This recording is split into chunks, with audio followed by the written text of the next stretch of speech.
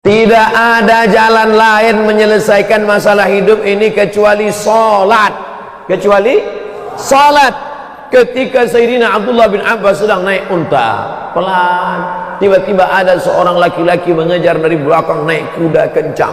Lalu kemudian sampai menemui Sayyidina Abdullah bin Abbas. Wahai Abdullah bin Abbas, ya, ada berita berat yang ingin ku sampaikan. Apa namanya?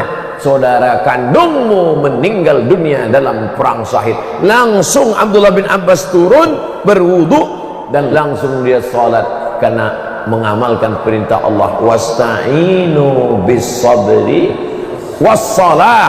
Allah akbar. Oleh sebab itu apa yang pun kita hadapi, Allahu akbar. Susah rezekimu, ambil air wudu, salat duha, Allahu akbar. Payah jodohmu, ambil wudu.